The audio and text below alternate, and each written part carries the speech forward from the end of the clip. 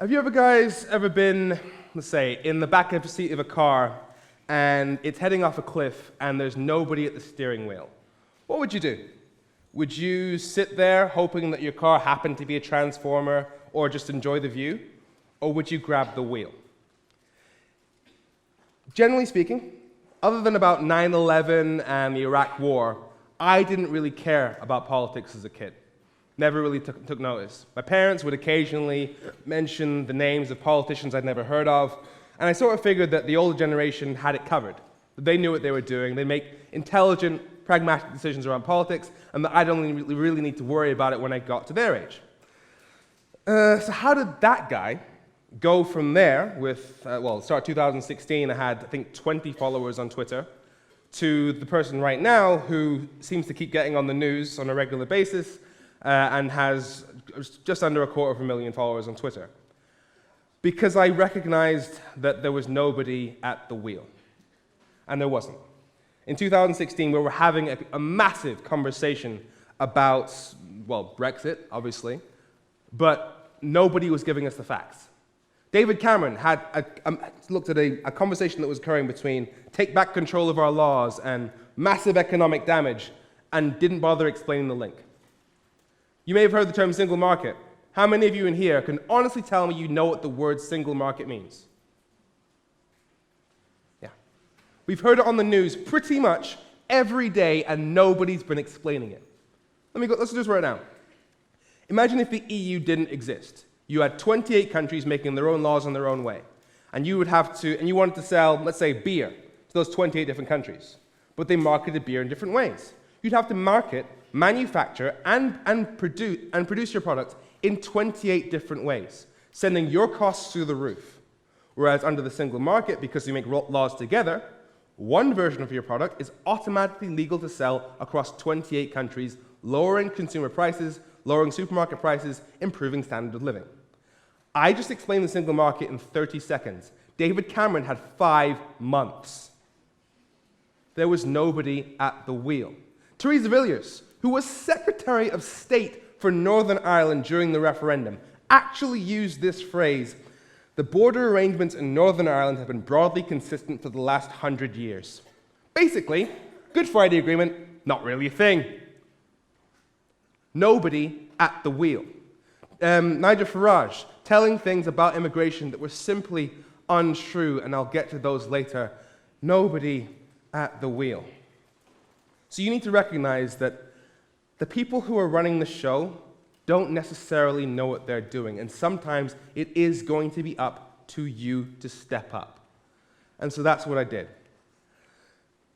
I started off on Facebook, but all my Facebook friends were pretty much already convinced. So I had to move on to Twitter.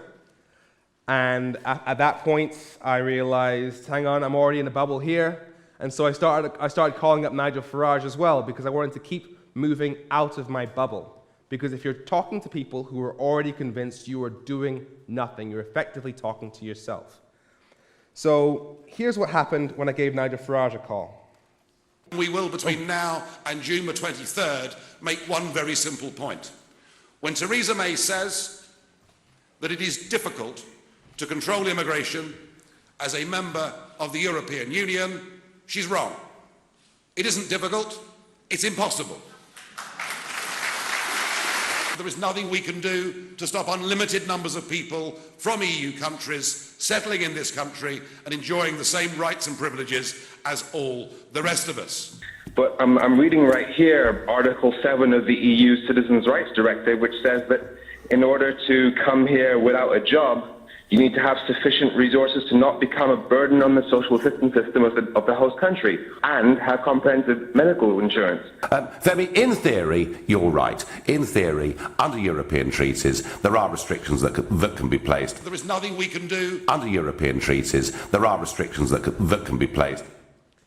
So we're talking about the man behind Brexit saying that his primary message for getting people to vote for Brexit was a total lie a year after the vote.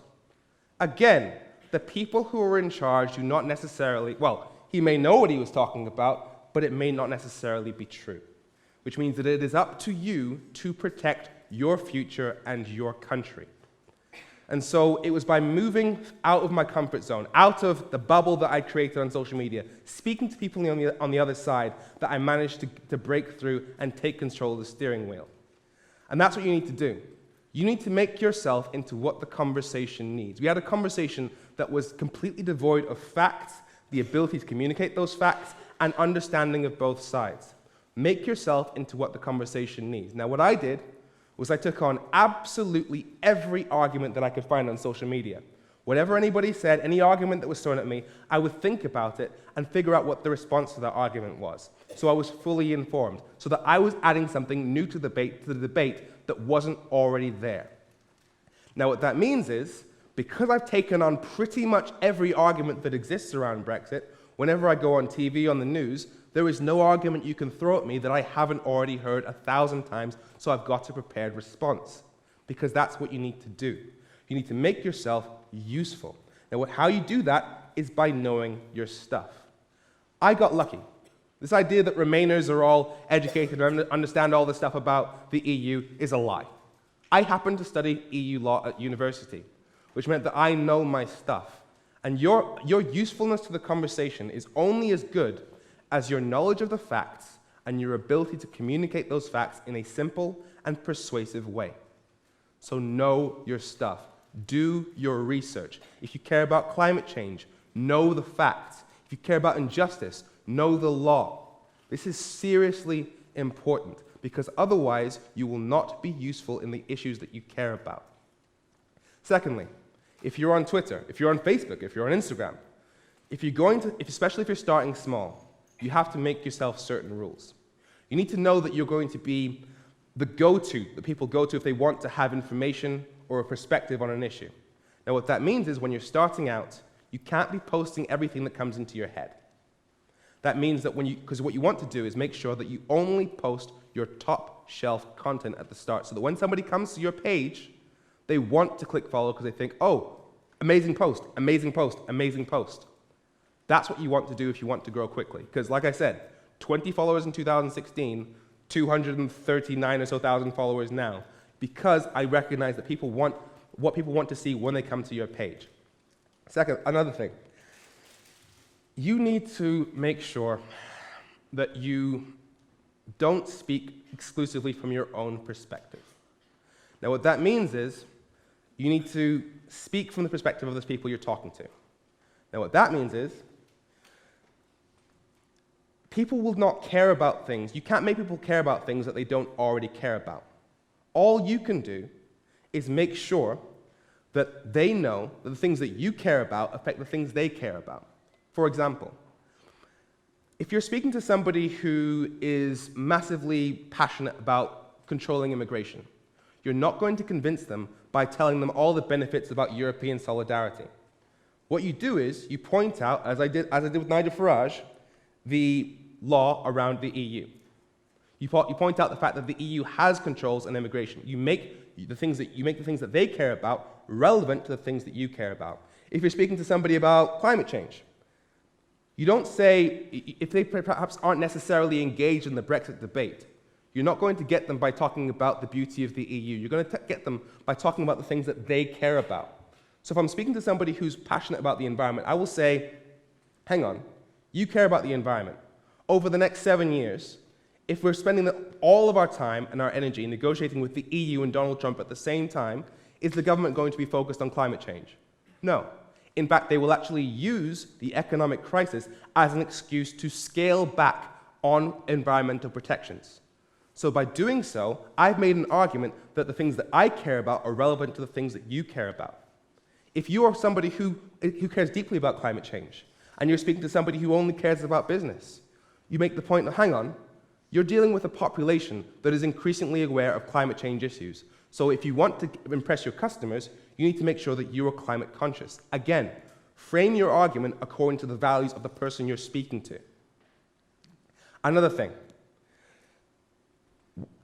especially in an age like where we are today, trust in the people making political arguments is crucial, and it is dying. Now, one of the reasons is people don't trust politicians, some people don't trust experts. You have to work around that by building trust. It's one of the reasons why we actually created Our Future, Our Choice, because we recognize that people don't trust politicians, people don't trust experts, people don't trust business experts. One segment they do trust is young people. In fact, the young people are standing up and just fighting for their futures because we care about what our future is going to look like. And one of the ways that you can show that you are trustworthy is by showing all of your personality. That doesn't mean posting everything that comes to your head. That means showing more of who you are. So I make sure that when I'm tweeting, I show pretty much all the aspects of myself. For example, everybody on Twitter knows that I'm a massive Buffy fan. And so as a result, I'm not just an agenda. If I was just tweeting about Brexit, I would be an agenda alone. But because I show who I am, people know where I'm coming from. Now, as a final point, I would say nothing in the world is the way it ought to be. It's harsh and cruel, but that's why there's us. It doesn't matter where we come from, what we've done or suffered, or even if we make a difference. We live as though the world were as it should be to show it what it can be. Because if nothing we do matters, then all that matters is what we do. Now that is a point that is super, super important to remember. Because you will feel a lot of the time like there's nothing you can, like things aren't really changing. And the obstacles in your path are too great. That progress is so slow. That this person is in charge, so how can I make a difference? Or I did this and it didn't achieve what I needed to achieve. You're going to get knocks. But if you don't make that effort, if you're not out there, well, if you don't break out of that bubble, if you don't move into that empty space, if you don't grab that wheel, then we're definitely going off a cliff. Oh, by the way, that quote, not Benjamin Franklin, that's from Buffy as well. So yeah, but thank you very much.